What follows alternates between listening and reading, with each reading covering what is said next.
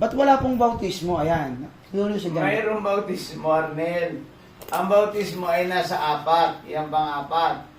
Ay pagsulat ng iyong pangalan. Arnel, pag tinanggap mo si Kristo Jesus bilang Panginoon mo at tagapagligtas, babautismohan ka sa Espiritu para kayo makapasok sa langit. At babautismohan ka sa...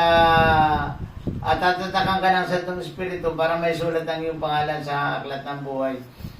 Ang sinama ko dito ay bautismo Espiritu, sapagkat ang bautismo Espiritu ang gagawa niya si Kristo.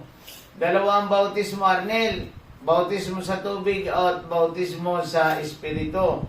Ayon ay makikita natin sa mga gawa, chapter 1, verse 4 to 5.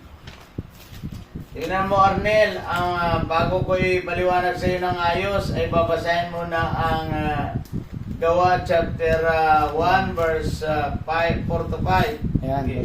Ayan, gawa, chapter 1, verse 4 to 5 na. Sabi ng 4, samantalang siya'y kasama pa nila, pinagbilinan sila ni Jesus. Huwag muna kayong aalis sa Jerusalem, sa halip hintayin ninyo roon ang pinangako ng Ama na sinabi ko na sa inyo.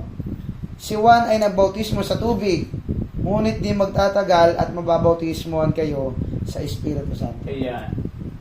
Mayroon tayong bautismo. Ang bautismo natin ay Espiritu. Yes. Pero may bautismo tayo sa tubig. Kung halimbawa kasi ang pagbabautismo sa tubig, wala dyan ang kaligtasan. Hindi yan kasama sa kaligtasan.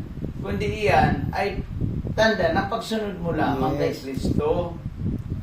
Hindi po yan ang kaligtasan kasi ang mga iba nagtuturo sa atin ay lalo yung mga false prophet sasabihin, bautismo na kita, ligtas ka na. Miyembro ka na dito. Mali yun.